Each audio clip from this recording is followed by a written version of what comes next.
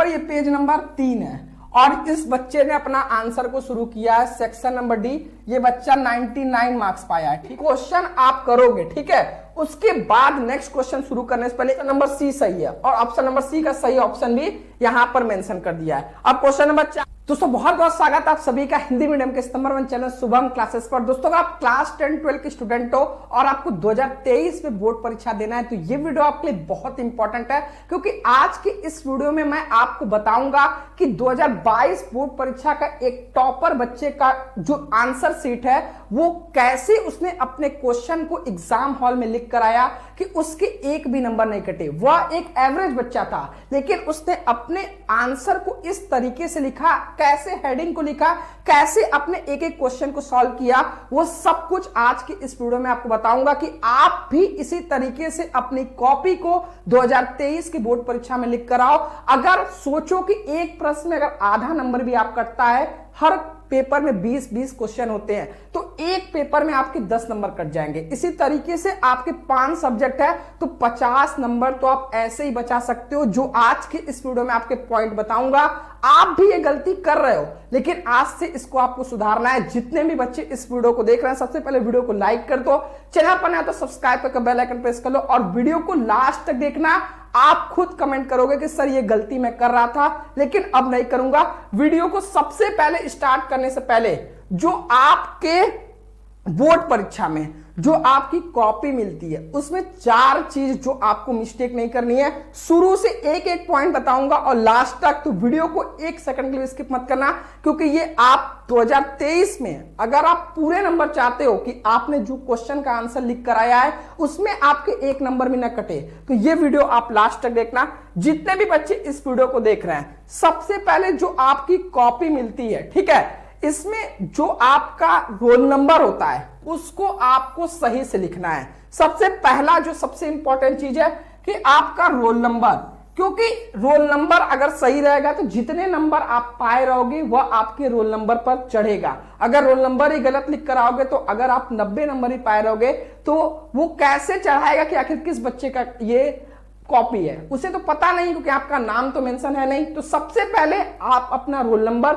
बहुत ही इत्मीनान से एकदम अपनी एडमिट कार्ड में से देखकर भरें। पहला काम ये। सेकंड, जो आपका सब्जेक्ट है पेपर का, ठीक है, यहां पर आपने रोल नंबर भर दिया अंकों में, शब्दों में। फिर आपका सब्जेक्ट कौन सा, ठीक है, किस सब्जेक्ट का पेपर है, इंग्लिश का है तो यहां पर आप इंग्लिश लिख दोगे, ठीक है। अब जो प्रश्न पत्र है, प्रश्न पत्र 2 दूसरा पेपर है, तीसरा पेपर है, वह मेंशन कर दोगे। अब यहां पर एक चीज और, यहां पर एक पेपर कोड होता है, ठीक है, कि आपने किस पेपर कोड को सॉल्व किया, कौन सा पेपर आपको मिला था, ठीक है। सपोज करो क्या होता है कि पेपर कोड अलग अलग है, आपने पेपर कोड मेंशन ही नहीं किया तो पता चला पहला क्वेश्चन के हिसाब से आपके एमसीक्यू क्वेश्चन सारे गलत हो गए, क्योंकि क्वेश्चन तो सेम थे लेकिन ऑप्शन अलग अलग रहते हैं। तो इसलिए पेपर कोड को सही से भरना ताकि जो आपके आंसर हैं वह कौन से पेपर से मैच कर रहे हैं वह क्लियर है, ठीक है। तीसरा काम ये। और चौथा जो सबसे इंपॉर्टेंट है, ये बहुत बच्चे जो एग्जाम दे लेते हैं, जब पेपर आपका रिजल्ट आता है तब वो प्रॉब्लम फेस करते हैं। आपको सिग्नेचर कर आना है। ये आपके पास एक प्रूफ रहेगा कि आपने पेपर को अटेम्प्ट किया था, ठीक है। बाद में कहीं आपका अगर एब्सेंट लग गया तो आपके पास ये प्रूफ रहेगा, तो आपकी कॉपी फिर रीचेक हो जाएगी। तो ये 4 सबसे इंपॉर्टेंट बात पेपर सॉल्व करने से पहले जो आपको फ्रंट पेज पर अपना ध्यान से भरना है, ठीक है। अब जो सेकंड सबसे इंपॉर्टेंट चीज है, देखो बहुत बच्चे क्या होते हैं, पेपर मिलने के तुरंत पहले ही, मतलब कि आप क्वेश्चन सॉल्व करना शुरू कर देते हैं। ये गलती आपको नहीं करना है। पेपर में पहले ही मेंशन रहता है कि पेपर को 15 मिनट पहले पढ़ लें, ठीक है। ये 15 मिनट क्यों होता है कि आप देख लो कौन कौन से क्वेश्चन आपको आ रहे हैं और कैसे आपको शुरुआत करनी है, ठीक है। सेक्शन ए करना है, सेक्शन बी, सेक्शन सी, अब जो भी सेक्शन आपको करना है उस हिसाब से आप अपना एक बार दिमाग में बैठा लो। तो सबसे पहले पेपर मिले तो आप पहले देख लो कौन कौन से क्वेश्चन आपको आ रहे हैं, ठीक है। अब काफी बच्चे क्या होते हैं, उनके मन में रहता है कि मैं क्वेश्चन नंबर 1 से शुरू करूंगा। ये गलती आपको नहीं करना। यहां पर एक टॉपर बच्चे की कॉपी है, यहां पर आपको मैं दिखाना चाहता हूं। जैसे यहां पर देखो ये पेज नंबर, ठीक है, 1 सेकंड, ये देखो यहां पर ये पेज नंबर 3 है और इस बच्चे ने अपना आंसर को शुरू किया है सेक्शन नंबर डी। ये बच्चा 99 मार्क्स पाया है, ठीक है। और ये प्रश्न संख्या 33 से पहले शुरू किया है। कहने का मतलब है आप किसी भी क्वेश्चन से शुरू करो, लेकिन एक चीज रहना चाहिए कि आप जो आपकी पहली पेज की कॉपी होनी चाहिए, ठीक है, वह इतनी साफ सुथरी रहनी चाहिए कि एग्जामिनर को लगे कि आप बहुत अच्छे से लिखे हो, ठीक है, क्योंकि first impression is the last impression. तो कहने का मतलब है कि ये नहीं करना है कि क्वेश्चन नंबर 1 से आ रहा है, 2 से आ रहा है, जहां से आपको लग रहा है कि आप उस क्वेश्चन को पूरा अच्छे से कर सकते हो वहां से शुरू करो, ताकि आपकी जो पहली कॉपी का पेज हो उसमें एक भी नंबर ना कटे, ठीक है, और एग्जामिनर को लग भी जाए कि आप एक अच्छे स्टूडेंट हो, ठीक है। और कट पीट कोशिश करो, पहले पेज से तो नहीं करो, ठीक है, एकदम आराम से जो क्वेश्चन आ रहा है सबसे पहले वहां से शुरू करना है। अब मैंने आपको बताया जैसे कि आप कहीं से भी शुरू कर सकते हो, ठीक है। अब जो सेकंड जो बच्चे 95 मार्क्स पाए थे उनसे जब मैंने बातचीत किया तो एक चीज रहा कि आपको जो क्वेश्चन आप सॉल्व कर रहे हो उसका प्रश्न संख्या सही से मेंशन करना है। जैसे आप किसी पार्टी में जाते हो तो आपको कोई सामान यहां खाना मिलता है, कोई वहां सामान खाना मिलता है, तो आपका थोड़ा सा इरिटेट होते हो। तो सेम काम जब भी आप क्वेश्चन सॉल्व करोगे, ठीक है, आपने उसका प्रश्न संख्या नहीं मेंशन किया तो एग्जामिनर को ढूंढ ढूंढ कर आपकी कॉपी चेक करना पड़ता है और बहुत टाइम लगता है, तो इसलिए वो इरिटेट होता है, फिर आपके नंबर काटना शुरू करता है। तो सबसे पहले आप एक काम करो, जैसे यहां पर एक बच्चा है, ये टॉपर की कॉपी है, कि आपने इंग्लिश में कौन सा सेक्शन शुरू किया, सेक्शन ए, सेक्शन बी, जैसे रीडिंग, राइटिंग, लिटरेचर 3 पार्ट में होते हैं, तो आपने कौन सा सेक्शन शुरू किया है। अब सेक्शन ए में जैसे ऑप्शन है 5 क्वेश्चन, उसमें 4 करना है, तो अब उन चारों में आपने कौन से क्वेश्चन को किया, आंसर नंबर 1, आंसर नंबर 2, ठीक है। अब जैसे आपने हिंदी में खंड क, ख, ग, घ, तो जितने खंड है सबसे पहले आप ऊपर मेंशन करोगे आप कौन सा खंड करने जा रहे हो, इस खंड में कौन सा क्वेश्चन आप करने जा रहे हो, क, ख, ग, घ, तो वो आप मेंशन कर और एक काम और, जो भी क्वेश्चन आप करोगे, ठीक है, उसके बाद नेक्स्ट क्वेश्चन शुरू करने से पहले एक लाइन आप छोड़ोगे। ये नहीं कि इसी में सटा सटा कर लिखोगे। ये बच्चे को देख रहे हो, ये फुल मार्क्स पाया है। और एक चीज और, यहां पर देखो बहुत क्वेश्चन रहता है जिसमें ऑप्शन रहता है, ठीक है। क्वेश्चन नंबर प्रश्न संख्या 1 है, सेक्शन नंबर ए, प्रश्न संख्या 1, उसमें 4 ऑप्शन है। तो यहां पर देखो जैसे सेक्शन ए बच्चे ने मेंशन किया, अब प्रश्न संख्या ए में कौन सा ऑप्शन सही है, ऑप्शन नंबर सी सही है, और ऑप्शन नंबर सी का सही ऑप्शन भी यहां पर मेंशन कर दिया है। अब क्वेश्चन नंबर 4 का ऑप्शन नंबर डी सही है, तो ऑप्शन नंबर डी भी लिख दिया है, और कौन सा ऑप्शन नंबर सही का आंसर है वो भी मेंशन कर देना। यानी आपको चीजों को इस तरीके से प्रस्तुत करना है कि एग्जामिनर को कहीं ढूंढने की जरूरत ही ना पड़े, उसे एकदम साफ दिख जाए कि अच्छा सेक्शन ए में क्वेश्चन नंबर 1 का सी ऑप्शन सही है, तो एग्जामिनर को एक आंसर शीट कॉपी मिलती है कि मतलब क्या क्या उसमें सही जवाब है, तो वो उससे मैच तुरंत कर ले, तो फिर उसको भी लगेगा नहीं बच्चे ने बहुत साफ सुथरा और बहुत मेहनत किया है, ठीक है। इसी तरीके से यहां पर आप देख सकते हो क्वेश्चन नंबर 1 का ऑप्शन नंबर डी, तो इस तरीके से आपको एक एक चीज मेंशन करना है। अब यहां पर बहुत सारे ऐसे क्वेश्चन होते हैं, जैसे यहां पर ध्यान दो, प्रश्न संख्या 3 है, ठीक है। अब यहां पर एक गदांश है जिसमें 2 गदांश है, लेकिन इसमें प्रश्न संख्या 3 में 1 और 2 नहीं मेंशन किया है। तो अगर आप क्वेश्चन नंबर 3 का ये वाला आप गदांश कर रहे हो तो प्रश्न संख्या 3 ऑप्शन नंबर 2 डालोगे, फिर यहां पर अशोक का फूल डैश डैश डैश बेकार है। इस तरीके से आपको शुरू करना है, इसमें तो मेंशन है ही नहीं कि ए बी, तो ये आपको काम करना है, ठीक है। अब यहां पर जैसे निम्नलिखित में से किसी एक लेखक का साहित्यिक परिचय लिखना है, ठीक है। तो आप प्रश्न संख्या 5 का क कर रहे हो, अब क में फर्स्ट सेकंड थर्ड कौन सा कर रहे हो, अब एपीजे अब्दुल कलाम का कर रहे हो तो आप ऊपर हेडिंग लगा दोगे एपीजे अब्दुल कलाम, ठीक है। कहने का मतलब है कि आपने जो भी क्वेश्चन को आप कर रहे हो उसका प्रश्न संख्या सही से डालना है, ताकि आपको जो भी आपने जवाब दिया है वो एग्जामिनर तुरंत उसको मैच करके आपको नंबर दे सके, जैसे इस बच्चों ने अपने आंसर को रिप्रेजेंट किया है, ठीक है। सबसे इंपॉर्टेंट बात है, कुछ बच्चे ऐसे होते हैं कि जैसे बड़े बड़े जो क्वेश्चन आते हैं 5 नंबर 8 नंबर में, तो उसमें 2-3 क्वेश्चन को मिलाकर एक क्वेश्चन बना दिया जाता है। तो उसमें अगर कोई बच्चे को एक क्वेश्चन आ रहा है, उसका दूसरा तीसरा पार्ट नहीं आता है, तो उसे लगता है यार पूरा आंसर नहीं है तो मैं इसको छोड़ दूं। देखो मैं एक बात बताना चाहता हूं कि जो एग्जामिनर होता है उसे आंसर की मिलता है और आपकी स्टेप मार्किंग होती है, ठीक है। तो अगर कोई क्वेश्चन लॉन्ग क्वेश्चन है 8 नंबर का है, उसमें 4 स्टेप में आपको जवाब देना है, अगर 2 स्टेप में आपने सही जवाब दिए और 2 गलत दिए, तो 2 स्टेप जो आपने सही किया है उस पे आपको नंबर मिलेंगे। तो इसलिए आपको जितना भी आंसर आ रहा है आप कोशिश करो उसे लिख कर आओ, ठीक है। और बहुत बच्चे क्या होते हैं कि क्वेश्चन को छोड़कर चले जाते हैं। देखो कोई निगेटिव मार्किंग तो है नहीं, इसलिए कोशिश करो, कोशिश नहीं अभी से हैबिट डालो, जितने भी आप सैंपल पेपर सॉल्व करो, मॉडल पेपर सॉल्व करो, आप हर एक क्वेश्चन को टच करने की कोशिश करो, एक भी क्वेश्चन को छोड़कर नहीं आना, क्योंकि निगेटिव मार्किंग नहीं है। अगर आप कुछ भी लिख कर आओगे तो आपको 1 नंबर 2 नंबर तो मिलेंगे, और वह भी आपके परसेंटेज को बहुत बढ़ाएंगे अगर आपने सभी क्वेश्चन को अटेम्प्ट कर आए, ठीक है। तो अपने मन में अभी से ये दिमाग में बैठा लो कि आपको एक भी क्वेश्चन को छोड़कर नहीं आ रहा है। आपको उस क्वेश्चन का जवाब अगर नहीं आ रहा है तो अगर उस टॉपिक से रिलेटेड कुछ आ रहा है तो आपको उसको लिख कर आना है, ठीक है। ये अपने दिमाग में अभी से बैठा लो। जितने भी आप सैंपल पेपर सॉल्व करो, जो भी पिछले साल के पेपर प्रैक्टिस पेपर सॉल्व करो, उसमें आप जितने भी क्वेश्चन को, जो भी पेपर को सॉल्व करो, हर एक क्वेश्चन का जवाब आप लिखने की कोशिश करो, ठीक है। अब बहुत बच्चों क्या होते हैं कि सर हमारे जो कोचिंग के सर तो बता रहे थे कि बोर्ड एग्जाम है, इतनी कॉपी रहती है, आपको पूरा पेज भरना रहता है, तो ये अपने दिमाग से निकाल दो। बच्चे क्या होते हैं कि ऐसे को 5-6 पेज में लिख कर आते हैं और उसके चक्कर में बाकी क्वेश्चन को छोड़कर चले आते हैं। तो ये मिस्टेक आपको नहीं करना है कि पता चला ऐसे को 5-6 पेज में लिख कर आ रहे हो, 1 घंटा उसी में लगा दिए, बाकी सारे क्वेश्चन को छोड़कर चले आए, ठीक है।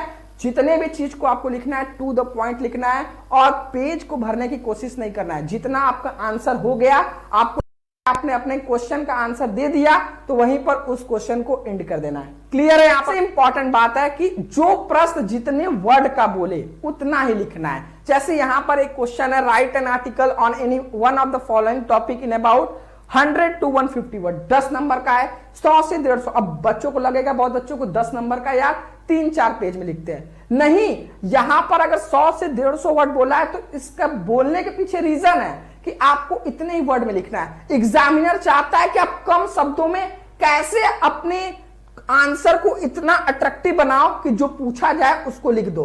वो चाहता है कि आप 100 से 150 वर्ड में आप बताओ माई प्लान्स फॉर फ्यूचर, यानी टू द पॉइंट बताओ कि आपके फ्यूचर में क्या क्या प्लान है, ठीक है। तो इसीलिए अगर बोले कि 100 से 150 वर्ड, 200 वर्ड, तो आप इसको ध्यान दो, गौर दो और इससे ज्यादा लिखने की कोशिश ना करो। जितना वर्ड में बोले उतना ही लिखना है, ठीक है। अब बहुत बच्चों के मन में यह भी कंफ्यूजन रहता है, सर राइटिंग पर नंबर कटते हैं कि नहीं। देखो, राइटिंग आपकी ऐसी रहनी चाहिए कि रीडेबल रहनी चाहिए, कि आपने जो क्वेश्चन को लिखा है, जो आंसर को लिखा है, वह समझ में आना चाहिए, फिर वो सुंदर रहे, तो ये आपके लिए प्लस पॉइंट रहता है। तो इसके लिए आप क्या कर सकते हो? इसके लिए आप एक ही काम कर सकते हो, अभी आपके पास जो टाइम बचा है उसमें आप जो भी आंसर आप याद करो उसको लिख लिख कर प्रैक्टिस करो, क्योंकि राइटिंग तभी सुधर सकती है जब आप लिख लिख कर प्रैक्टिस करोगे। ऐसा कोई नहीं है कि कोई आपको दवा दे दूं, आप खा लो और कल से आप अच्छी राइटिंग लिखने लगो। तो इसके लिए आप एक काम कर सकते हो कि अभी से आप प्रैक्टिस करो कि जो भी आप आंसर याद कर रहे हो उसको एक कॉपी में, अपनी फेयर कॉपी में लिख लिख कर, जो पेन से आपको लिखना लिख लिख कर प्रैक्टिस करो और आपकी राइटिंग ऑलरेडी बहुत अच्छी हो जाएगी, ठीक है। और ऐसा नहीं है कि अगर आपकी राइटिंग एकदम खराब है तो थोड़ा मेहनत करने की जरूरत है। अगर थोड़ा बहुत ठीक है, जो लिखते हो वह आपके जो टीचर हैं स्कूल को समझ जाते हैं, तो फिर बोर्ड एग्जाम में भी आपका काम हो जाएगा, उस पे नंबर नहीं कटेगा। इतना उसके बारे में सोचना नहीं है, बस अभी से थोड़ा थोड़ा उसकी प्रैक्टिस करते रहो, ठीक है। अब कुछ महानुभाव होते हैं जो क्या कहते हैं कि सर मैं अगर कमेंट करते रहते हैं, सर अगर मैं अपनी कॉपी में, ठीक है, पैसा रख के आ जाऊं सर 2000 रुपए और बोल दूं कि मुझे पास कर दिया जाए, ठीक है। या कुछ बच्चे ऐसे होते हैं जो इमोशनल बातें लिखना चाहते हैं, ठीक है। जैसे अगर कॉपी जब चेक होती है तो आप देखते नहीं हो कि एक लड़की ने लिखा कि मेरी शादी होने वाली थी सर, इस वजह से मैंने पढ़ाई नहीं कर पाई, आप मुझे पास कर देना नहीं तो मेरी शादी टूट जाएगी। तो इस तरीके से अगर आप कुछ लिखोगे, देखो जो एग्जामिनर है वह भी बधा हुआ है, उसे भी पहले ही बता दिया जाता है कि जो बच्चे ने जितना आंसर लिखना है उतना ही आपको नंबर देना है। तो इसलिए आप कितना भी लिखोगे उससे प्रभाव नहीं पड़ने वाला है। आप जो भी सही लिख कर आओगे आपको उतना ही मार्क्स मिलेगा, ठीक है। आपको क्वेश्चन को क्या करना है, टू द पॉइंट लिखना है, जितना आपसे पूछे उतना ही आपको लिख कर आना है। आपको चीजों को टू द पॉइंट आपको बहकाने की कोशिश नहीं करना है, ठीक है। और जो सबसे इंपॉर्टेंट बात है, क्वेश्चन को आपको, जो भी क्वेश्चन है उसको प्रश्न संख्या 1 2 जितना भी है उसमें थोड़ा गैप रखना, ये नहीं कि एकदम सटा सटा कर लिख कर चले 4 ही पेज में पूरा पेपर सॉल्व कर दिए। क्वेश्चन को अच्छे से सटा सटा कर नहीं लिखना है, जो भी क्वेश्चन खत्म हो जा रहा है उसके नीचे लाइन खींच देना है, फिर नेक्स्ट क्वेश्चन आपको शुरू करना है, ठीक है। अब जो सबसे इंपॉर्टेंट बात है, आपको कुछ कॉपी, जैसे जो टॉपर्स की कॉपी मैंने देखा कि आखिर उन्होंने अपनी कॉपी को कैसे रिप्रेजेंट किया है कि उनकी कॉपी अन्य बच्चों से अलग है। तो कुछ आपके लिए मेरे तरफ से टिप्स है कॉपी को सबसे अलग बनाने के लिए। सबसे पहले जो भी आपने फॉर्मूला, और अगर आप कोई क्वेश्चन न्यूमेरिकल सॉल्व कर रहे हो तो लास्ट में आप एसआई यूनिट जरूर लिखो, ठीक है। एसआई यूनिट फाइनल आंसर जो है उसको बच्चों ने हाईलाइट किया है तो वहां पर पूरे नंबर मिले। तो आपको भी यही करना है, जो भी एसआई यूनिट है, जो भी फॉर्मूला है, जो भी लास्ट आंसर आपका होता है न्यूमेरिकल का, उसको आपको अच्छे से ब्लैक पेन से अंडरलाइन कर देना है, ठीक है। आपको बायो में जहां भी आपको फिगर बनाकर लगता है, जहां भी आपको ऐसे लिख रहे हो, एग्जाम्पल देने की जरूरत है कि आपका ऐसे और अट्रैक्टिव हो सके, तो वहां पर आप फिगर बनाओ, वहां पर आप एग्जाम्पल लिखो, एग्जाम्पल के तहत अपने आंसर को समझाओ और एग्जाम्पल को ब्लैक पेन से लिखो, ठीक है।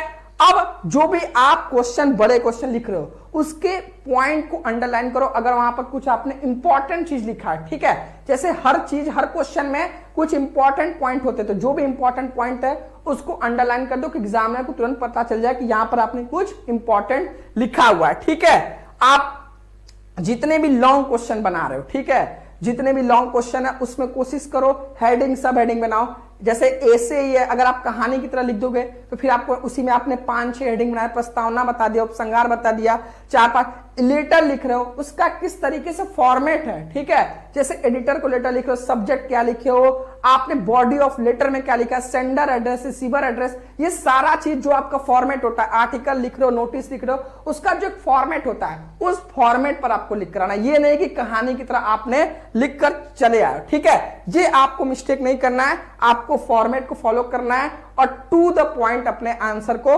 रिप्रेजेंट करना है, ठीक है।